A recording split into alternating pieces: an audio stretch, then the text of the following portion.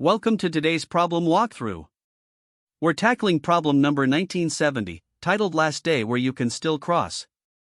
This is an exciting and challenging problem that will test your understanding of algorithms and optimization. Let's dive in and explore the approaches to solving it step by step.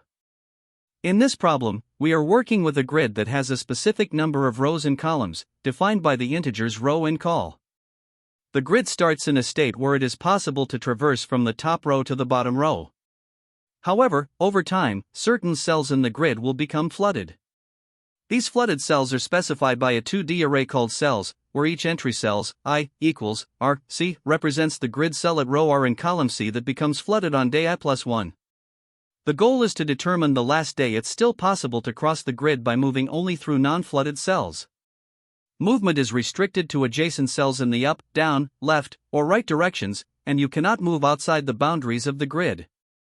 To solve this problem, we need to return the last day when a path still exists from the top row to the bottom row. Let's look at an example to better understand the scenario. Consider a grid with row equals 2 and col equals 2, and the cells array is 1, 1, 2, 1, 1, 2, 2, 2.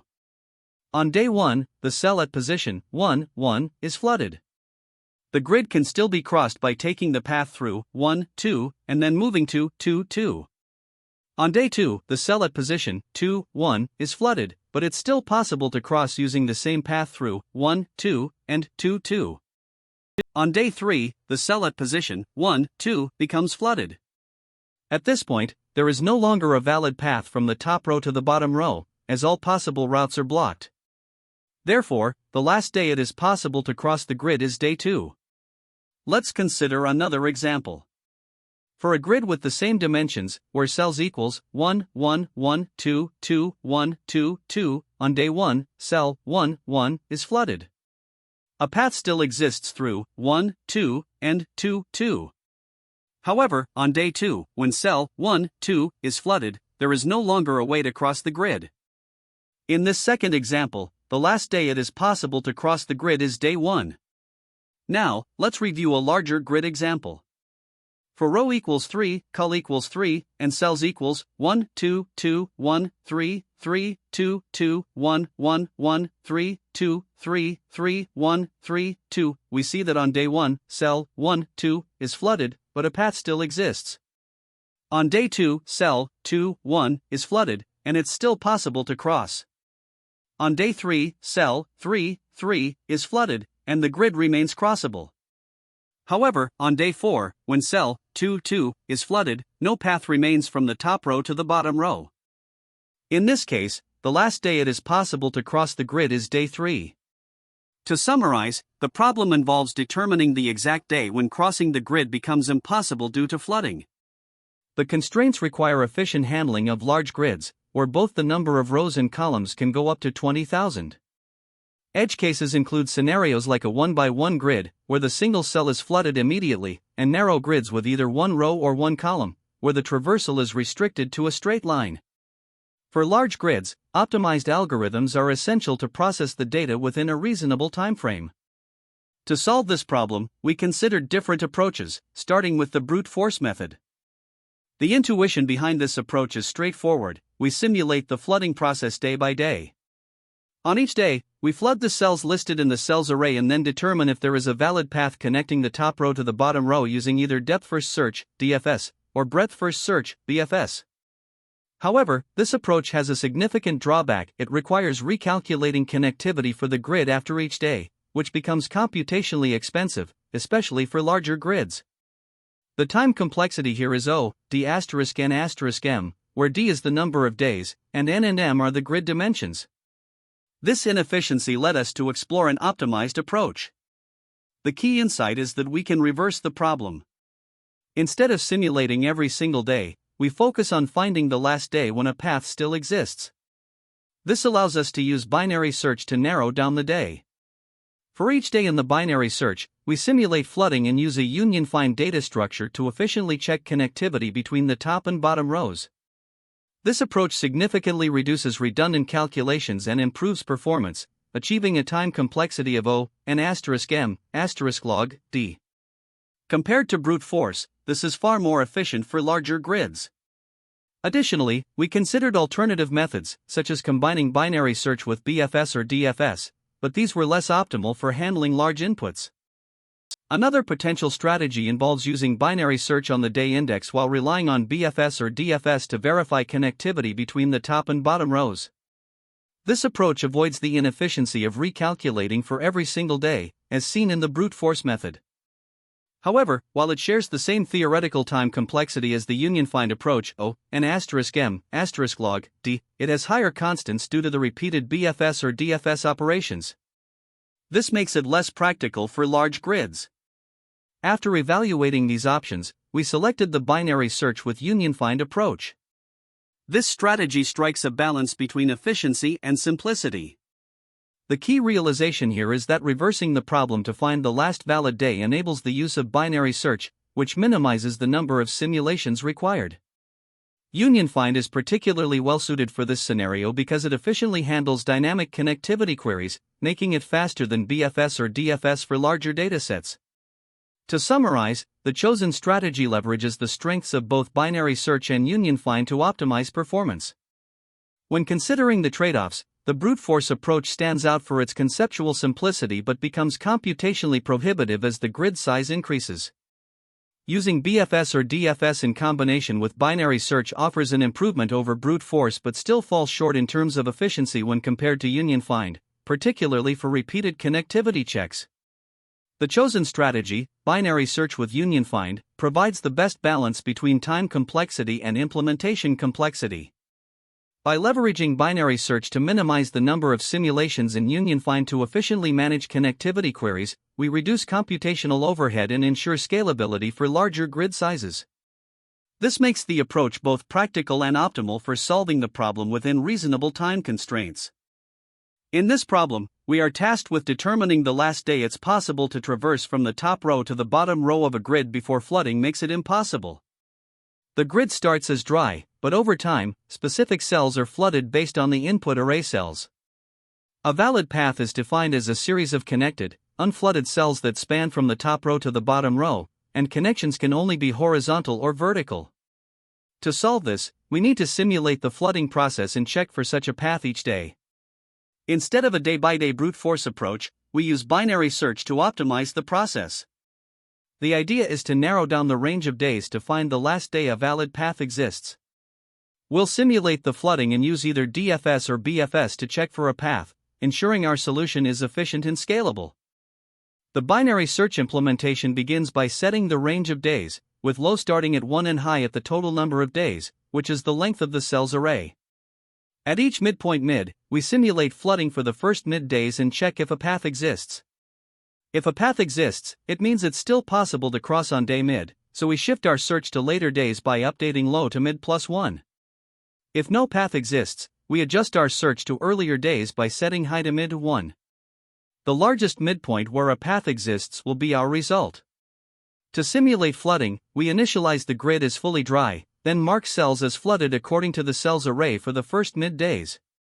Once the grid is updated, we use BFS or DFS to check if there's a valid path from the top row to the bottom row.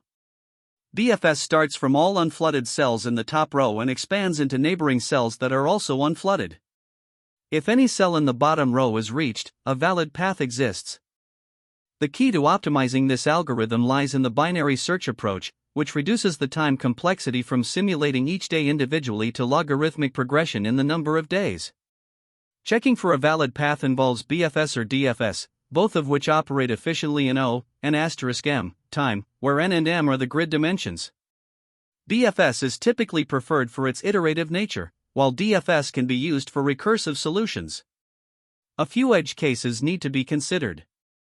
If no path exists even on the first day, the result is 0, as crossing is never possible. Conversely, if the grid remains completely passable without flooding, the answer is the last day of the cell's array. Small grids, such as a single cell, also require special handling to ensure the logic works seamlessly. The data structures used include a 2D list to represent the grid, a queue for BFS traversal, and a set to track visited cells. The overall complexity of the algorithm combines the binary search, flood simulation, and path checking, yielding a total complexity of O log d*n*m, where d is the number of days. The total complexity of the algorithm, as mentioned, is O log d *n**m, which ensures efficiency even for larger grids and longer flooding sequences. The pseudocode begins with the binary search function latest_day_to_cross. Here, we initialize low, high, and last_valid_day. While low is less than or equal to high, we calculate the midpoint mid and use the helper function can_cross to determine if a valid path exists on that day. If a path exists, we update last_valid_day to mid and adjust our search to later days. If no path exists, we shift our focus to earlier days. The helper function can_cross is responsible for simulating the flooding process. It initializes the grid and marks cells as flooded for the first mid-days by iterating through the cells array. Once the grid is populated, it calls the BFS function to determine if crossing is possible. The BFS function is designed to check if a valid path exists from the top row to the bottom row. It starts by adding all unflooded cells in the top row to the queue and marking them as visited. From there, the BFS traversal begins by dequeuing the current cell and exploring its neighbors in all four possible directions: up, down, left, and right. For each neighboring cell, we check if it is within bounds, unflooded, and not yet visited. If these conditions are met, the neighbor is added to the queue and marked as visited. If during this traversal a cell in the bottom row is reached, we immediately return true, indicating that a valid path exists. Otherwise, the traversal continues until the queue is empty. If no bottom row cell is reached, the function returns false, indicating that crossing is no longer possible. The BFS function concludes by returning false if no valid path is found after exploring all reachable cells. This ensures that the algorithm correctly identifies whether crossing is possible for the given grid configuration. With the BFS implementation in place, the algorithm is complete. By combining binary search for efficiency, flood simulation for grid updates, and BFS for path checking, we achieve an optimized solution to determine the last day where crossing the grid is possible. The careful use of data structures like queues and visited sets allows the algorithm to handle edge cases and large inputs effectively, making it robust and reliable. Here, we begin by importing the DEET class from the collections module, which will help us implement a breadth-first search. The solution is encapsulated within the latest data cross method, which takes three parameters: the number of rows, the number of columns, and a list of cells that become flooded in order. Inside this method, there's a helper function, canCross, that determines whether it's possible to cross the grid on a given day. Within canCross, we first construct a grid representation of the terrain, where a value of 1 indicates a flooded cell. Using the cells that are flooded up to the given day, we update the grid to mark these cells. Then, we initialize a queue to perform a breadth-first search, starting with the top row of the grid. For each column in the top row, if the cell is not flooded, we add it to the queue and mark it as visited using the value -1. Next, we define the possible directions for movement: down, right, up, and left. The while loop processes each cell from the queue, checking if we've reached the bottom row, which would confirm that crossing is possible. For each cell, we explore its neighbors in all four directions. If a neighboring cell is within bounds, not flooded, and not yet visited, we mark it as visited and add it to the queue for further exploration. If the queue is exhausted without reaching the bottom row, the canCross function returns false, indicating that crossing on the given day is not possible. Now, we proceed with a binary search to find the last possible day to cross. We initialize 2 pointers, left and right, representing the range of days to consider, starting with 1 and the total number of cells, respectively. We also have an answer variable to store the latest day where crossing is possible. The binary search works by repeatedly checking the midpoint of the current range of days.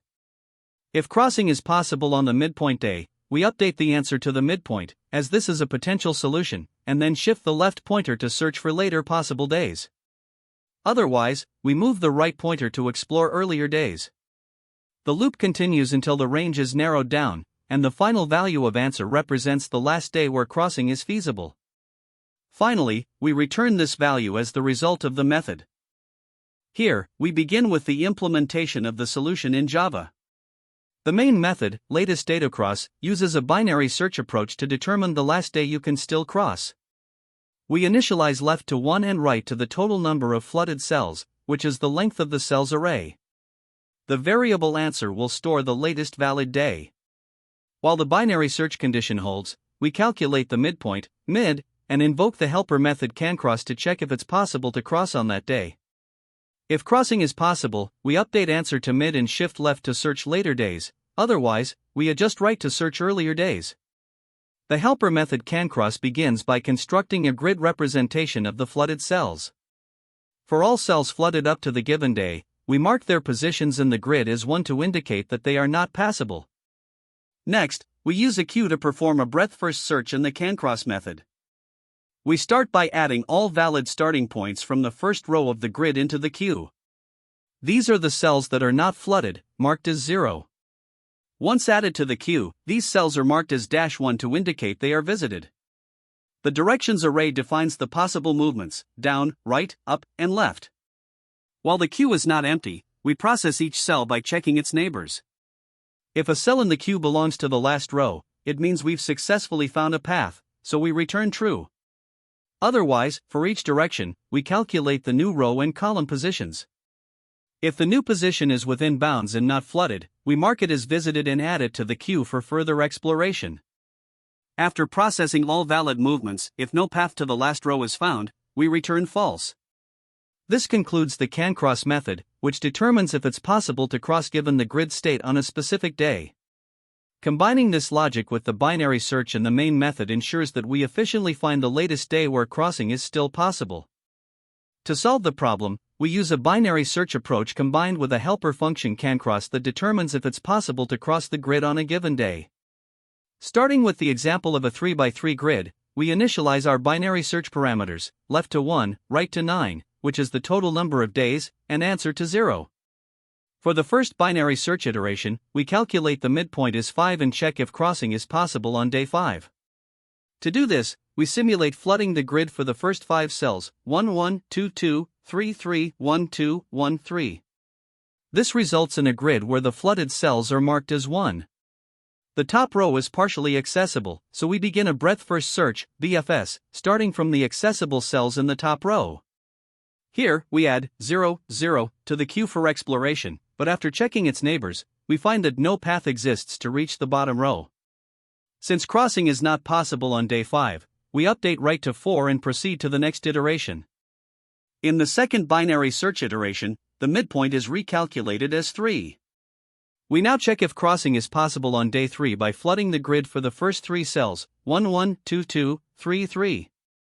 The resulting grid shows that the diagonal cells are flooded, leaving some parts of the top row accessible. Performing BFS from the top row, we add 0 1 and 0 2 to the queue for exploration. However, as we explore their neighbors, we find no valid path that connects the top to the bottom row. Thus, canCross returns false again, and we update right to 2. Moving to the third binary search iteration, the midpoint is now 2. We simulate flooding for the first 2 cells, 1 1, 2 2.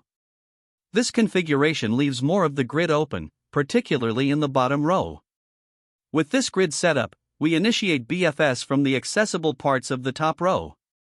During BFS on the grid for day 2, we add 0 1 and 0 2 to the queue.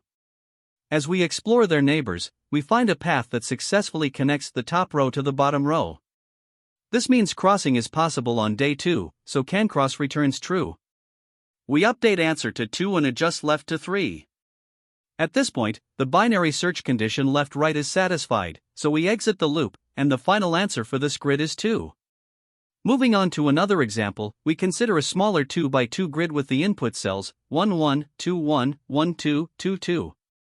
Here, the binary search starts with left as 1, right as 4, and answer initialized to 0. For the first binary search iteration, the midpoint is calculated as 2. We flood the grid for the first 2 days, 1 1, 2 1. This produces a grid where the first column is fully flooded, leaving only the second column accessible. BFS begins from the top row to check for a valid path. With the grid for day 2, BFS starts at 0 1 in the top row.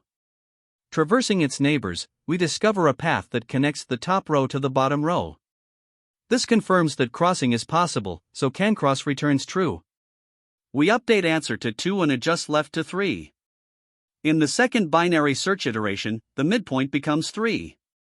Flooding the grid for the first 3 cells, 1 1, 2 1, 1 2, we observe that most of the grid is now blocked, with only one cell in the bottom row remaining unflooded. BFS begins from the accessible parts of the top row, but this time, no valid path exists to reach the bottom row. Consequently, CanCross returns false, and we update right to 2. With left now greater than right, the binary search loop terminates, and the final answer for this grid is also 2. Lastly, we consider a larger 4x4 grid where the binary search and BFS processes are applied similarly. For the 4x4 grid example, the input cells are flooded in the order 1 1, 2 2, 3 3, 4 4, 1 2, 1 3, 2 1, 2 3, 3 1, 3 2, 4 1, 4 2, 4 3. Using binary search, we test various days such as day 7 and day 3. For each day, the grid is constructed based on the first mid cells being flooded, and BFS is used to check if a path exists from the top row to the bottom row. The process continues until the binary search condition is satisfied, ultimately determining that the latest day where crossing is still possible is day 6. This example highlights how our approach handles larger grids efficiently by narrowing down the solution with binary search and verifying feasibility with BFS. To analyze the time complexity of our solution, let's start with the binary search component. The binary search operates on a range defined by the number of cells in the grid, which is at most the product of the number of rows and columns, or row asterisk call.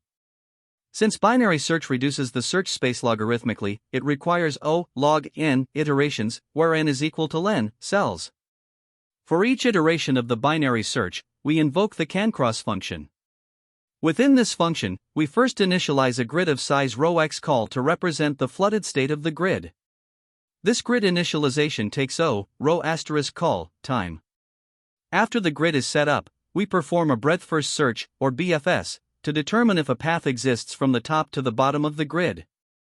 In the worst case, the BFS explores every cell in the grid, which also results in a time complexity of O row asterisk call per CanCross call. Now, let's combine these components to calculate the total time complexity. The binary search makes O log row asterisk call calls to the CanCross function. Each call to CanCross involves initializing the grid and performing a BFS traversal, both of which take O row asterisk call time. Therefore, the total time complexity is the product of these factors, O row asterisk call asterisk log row asterisk call. Turning to space complexity, the solution requires space for the grid and the BFS queue. The grid, which represents the flooded cells, has a size of row x call, leading to a space requirement of O row asterisk call. The BFS queue, in the worst case, can hold all the cells in the grid if they form a single connected component. This also contributes a space requirement of up to O row asterisk call. In addition to the grid and BFS queue, the solution uses a few auxiliary variables for operations like binary search and BFS traversal. These variables include the queue data structure, direction vectors, and indices, and their combined contribution to space usage is constant, or O1. However, the dominant space usage still comes from the grid and BFS queue, so the total space complexity remains O row asterisk call. When analyzing the best, average, and worst cases, we observe that even in the best case scenario, where binary search terminates early because a successful crossing is found quickly, the time complexity remains dominated by the BFS traversal and grid initialization. As a result, the asymptotic time and space complexities are unchanged, O row asterisk call asterisk log row asterisk call for time and O row asterisk call for space. In the worst case scenario, the binary search spans the entire range, and the BFS traversal explores all cells in the grid for each CanCross call. This results in the full-time complexity of O row asterisk call asterisk log row asterisk call and a space complexity of O row asterisk call. Comparing this optimized approach to a naive brute force solution highlights its efficiency. A naive approach might simulate flooding day by day, checking for a valid crossing after each day. Since this would involve O row asterisk call operations per day and iterate over all len cells days, the total time complexity would be O row asterisk call caret 2. In contrast, the optimized approach leverages binary search to drastically reduce the number of CanCross calls, lowering the time complexity to O row asterisk call asterisk log row asterisk call, while maintaining the same space complexity of O, row asterisk col. Finally, let's summarize the mathematical reasoning behind these big O calculations. The binary search efficiently reduces the range logarithmically, contributing a factor of O, log, row asterisk col. Each can cross call involves two major operations: grid initialization, which takes O, row asterisk col, and BFS traversal, which also takes O, row asterisk col, in the worst case. Combining these, the total time complexity becomes O, row asterisk col, asterisk log, row asterisk col. On the space side, the grid and BFS queue dominate the memory usage, both requiring O, row asterisk col, space. This efficient combination of binary search and BFS ensures that the solution is optimized for both time and space, making it significantly better than a brute force approach in terms of scalability. When solving this problem, there are several common mistakes that can trip you up. One of the most frequent errors is overlooking edge cases. For example, if the grid is extremely small, like 1 by 1, or if the cells array is empty, your code might not handle these situations gracefully, leading to runtime errors or incorrect results. These edge cases are critical because they often expose gaps in your logic or unhandled conditions. Another mistake involves the flooding simulation. Misinterpreting how to simulate the flooding process day by day, such as flooding cells in the wrong order or failing to reset the grid state for each day, can result in an inaccurate solution. It's important to follow the problem's constraints and ensure the simulation happens in the correct sequence. Lastly, using inefficient pathfinding algorithms, like DFS, in scenarios where BFS or union find would be more appropriate, can lead to performance issues. For large grids, DFS may cause stack overflow or excessive runtime due to redundant exploration of paths, so choosing the right algorithm is crucial for efficiency. Another common issue arises when using the union find data structure. Mismanaging union find operations, such as neglecting to implement path compression or union by rank, can result in suboptimal performance. Without these optimizations, the time complexity of union find operations can degrade to O, n, which slows down the entire solution. It's essential to apply these techniques to maintain efficiency. Additionally, some people incorrectly assume that the first day where flooding occurs is the solution.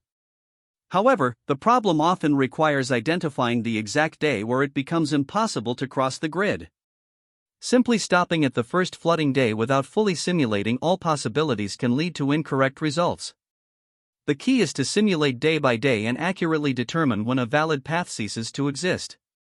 In interviews, it's important to recognize the variations of this problem. Many problems in this category involve grids, pathfinding, and dynamic simulation. You should be prepared to adapt your approach based on the constraints, such as the size of the grid or the number of cells.